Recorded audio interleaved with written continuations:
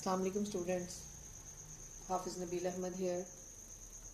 International business का lecture topic जो हम डिस्कस करेंगे that would be global and regional economic integration.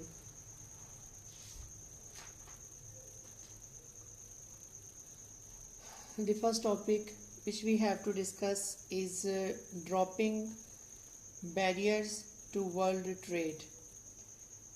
In fact, we already discussed this topic in previous lecture, and now we are moving on and discuss it in detail. In 1947, faced with the prospect of rebuilding world trade after World War II, several nations began negotiating to limit worldwide tariffs and to encourage free trade. A tariff is also known as a custom duty, and in real, tariffs are taxes applied to imported or exported goods. Immediately after the World War II, tariffs averaged 45% worldwide, adding a huge price increase for goods from other countries and severely limiting world trade. 8 rounds of tariffs negotiation reduced the average worldwide tariffs on manufactured goods from 45% to less than 7%. These negotiations were known as the General Agreement on Tariffs and Trade, GATT.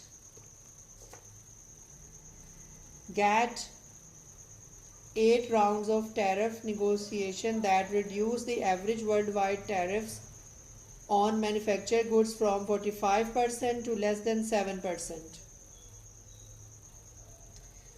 During this time, world trade grew dramatically. That is much like the entry of import wine companies into China. Reduced tariffs prompted more companies to see opportunities to enter foreign markets where they could compete on an equal footing with domestic companies. GATT created the basic principle of non-discrimination with the intent to put all the signing nations on an equal footing for trade and to reduce trade barrier. The principle of non-discrimination requires that trade agreements between any two nations apply to all GATT signers. That is, signing nations must give to all other GATT members the same favorable treatment that they give to any other nation. This favorable treatment is now called normal trade relations. Although it was once called most favored nation treatment, non-discrimination also means that participants must treat industries from other nations no differently than the same industries in one's own country. Once foreign products enter the market, they must be treated the same as domestic product.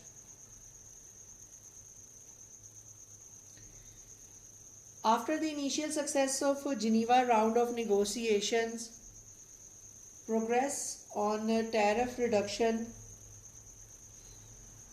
slowed considerably.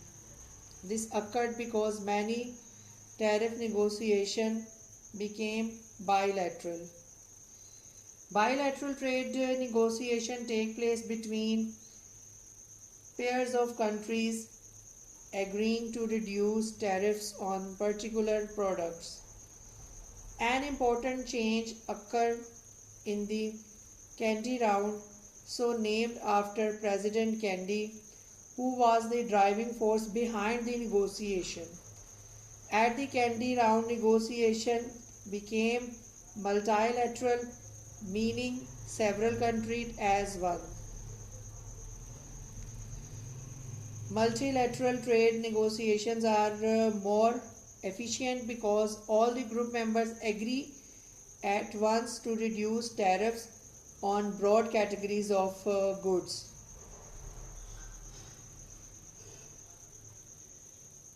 State subsidies that give some companies an advantage in the international market.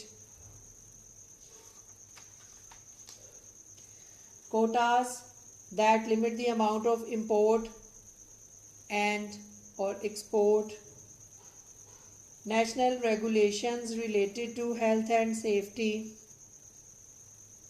By national policies, these and other trade restricting techniques were addressed in the several rounds of the negotiation. The final round of the GATT was the Uruguay round.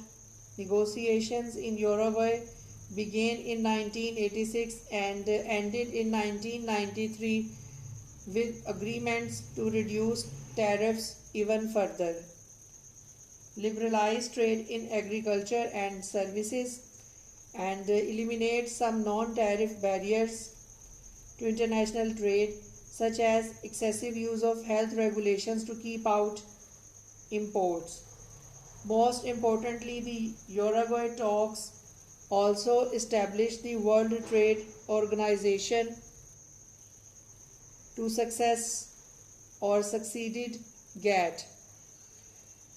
World Trade Organization WTO, a formal structure for continued negotiations and for settling trade disputes among nations.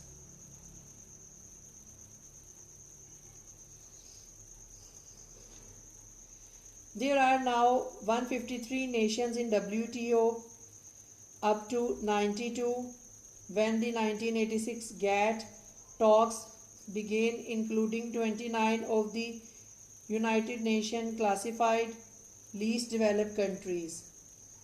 30 more countries, including Russia, seek WTO membership, called accession in WTO terminology. Since 1955, tariffs on industrial products have fallen from an average of 6.3% to 3.8%. Nearly all of the world's trade occurs among WTO member countries. As an organization, the WTO has several objectives.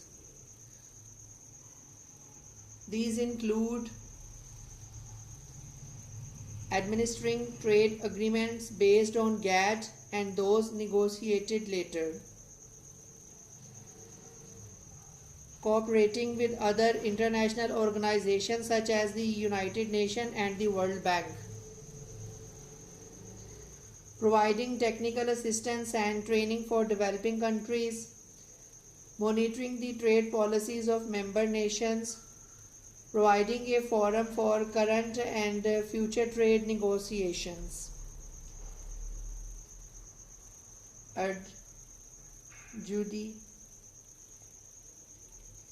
adjudicating trade disputes.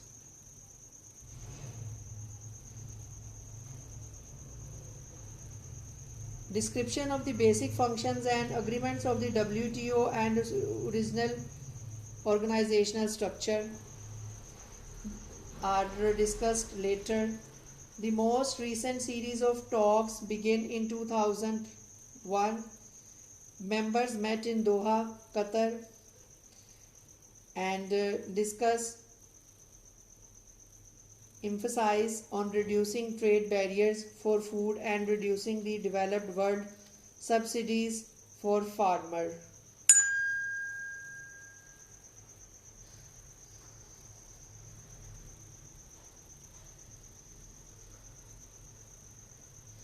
quotas on textile, in contrast to the continuing battle over agricultural products, ended on January 1st, 2005. The result was an immediate surge in textile imports into the USA and the European Union. The paradox, of course, is that these same forces can shift entire industries such as textile manufacturing from developed countries such as the US to low cost countries such as China and India.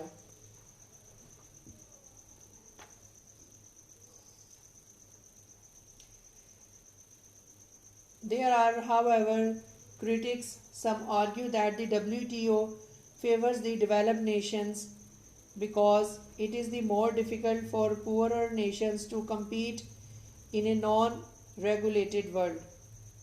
Environmentalists note that free trade encourages large multinational companies to move environmentally damaging production to poorer and offer environmentally sensitive countries. The WTO trade agreements alter the competitive landscape for multinational companies. International managers must be aware of how trade policies influence their industries and companies. Free trade also brings into conflict different policies on the protection of the environment and sustainability practices.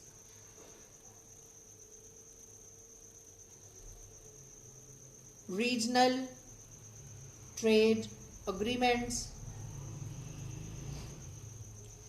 Regional trade agreements RTAs are agreements among groups of nations to reduce tariffs and develop similar technical and economic standards. The WTO is not only the group encouraging the elimination of trade barriers. Regional trade agreements are also encouraging the nation, countries and regional countries to reduce tariff and economic standards. Such agreements have usually led to more trade among the member nations. Some argue that these agreements are the first step toward complete globalization. Others criticize the agreements as benefiting only trade group members and harmful for the poorer nation left out for the agreement, such as the Caribbean countries that are not member of NAFTA is the example of the poorer nations. Technically, the WTO is not fully comfortable with regional trade agreements. While many regional agreements have paved the way for later WTO multilateral agreements, the fear is that regional agreements can lead to unequal treatment of nations that are not members of the region. Within the last few years, the number of regional trade agreements notified to the WTO approached 180, more than double the number that existed in 1992. In addition, more than 70 potential agreements are under consideration for approval by the WTO. It should be noted that the majority of regional trade agreements came into existence after 1990. By 2008, there were over 240 notified agreements, and some experts anticipate that regional agreements may total more than 500 by 2010. Types of regional agreement. Typically, experts look at the types of agreement as a hierarchy, with each level involving more complex relationship and economic integration. The most basic agreement is called a preferential trade agreement. With this type, nations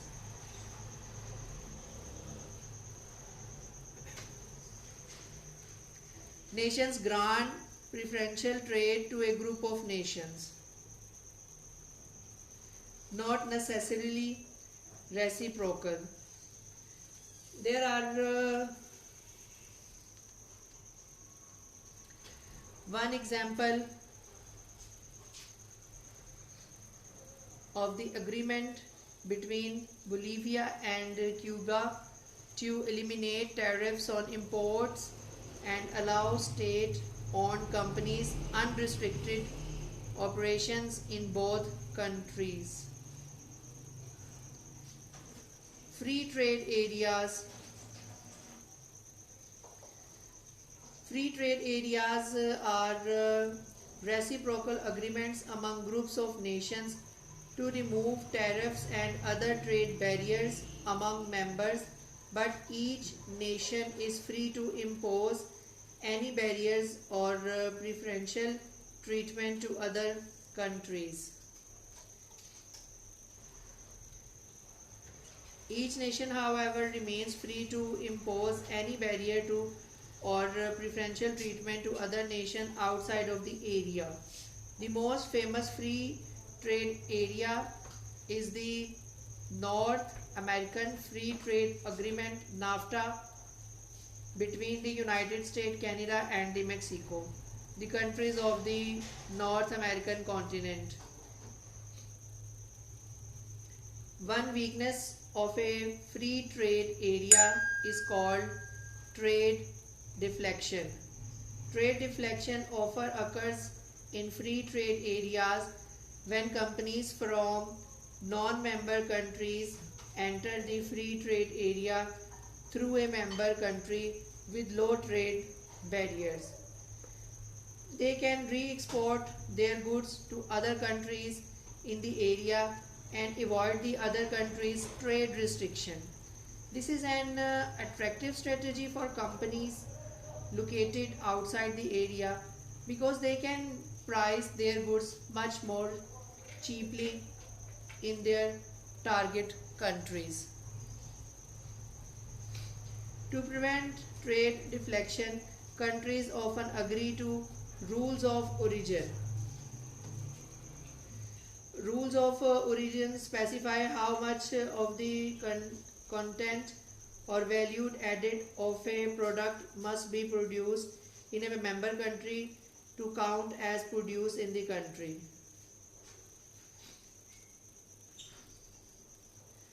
Specifying how these rules work can be quite complex. The next level of regional trade integration is called the customs unions.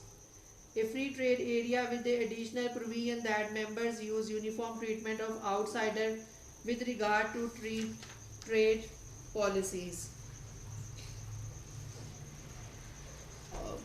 Regional trade agreements include the example of European Union, NAFTA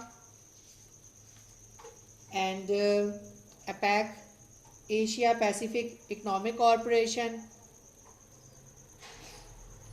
So these are the examples of organizations that include many countries, and they are successfully running trade agreements, and they are also going towards enhancing or increasing the regional trade agreements. Thank you very much. End of the lecture.